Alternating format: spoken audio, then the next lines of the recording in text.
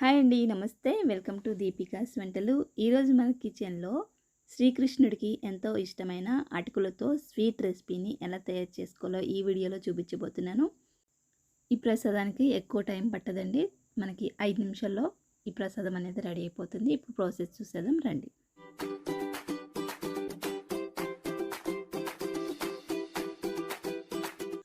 ముందుగా ఇక్కడ నేను 1 కప్పు అటుకులు తీసుకున్నాను. మనం ఉప్మాకి వాడతాం కదా, అలాంటి అనమాట. పేపర్ అటుకులు కాకుండా కొంచెం మందపాటి అటుకులు తీసుకున్నాను.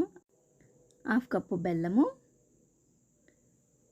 అలానే కొన్ని జీడిపప్పులు, బాదం పప్పులు, కిస్మిస్ తీసుకున్నాను.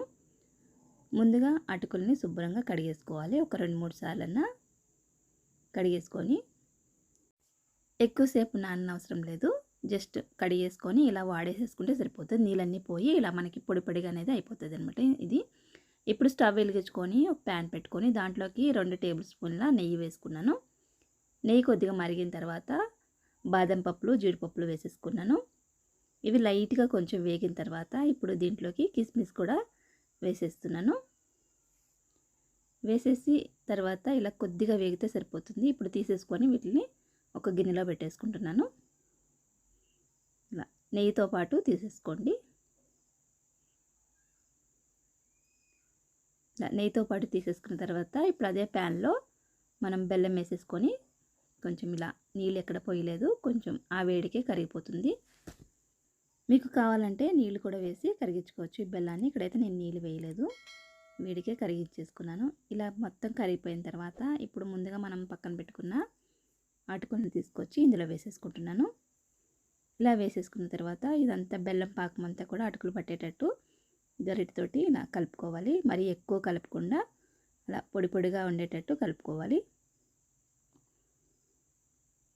ఇప్పుడు 1/2 టీ స్పూన్ యాలకుల పొడి వేసాను. ఇలాచీ పౌడర్ వేసిన తర్వాత మరొకసారి అంతా కలుపుకోవాలి. ఇప్పుడు అలానే మనం నెయ్యితో పాటు జీడిపప్పులు, కిస్మిస్, బాదం పప్పులు కూడా వేసేసుకున్నాను. వేసేసుకొని మరొకసారి అంతా కలుపుకొని ఇంకా స్టవ్ ఆఫ్ చేసేసుకోవచ్చు.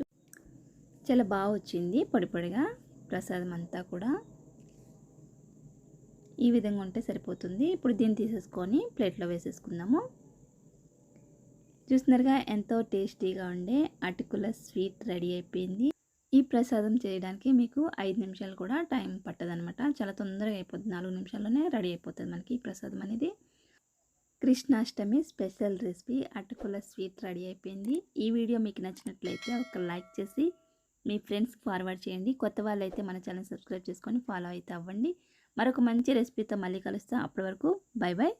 Thanks for watching.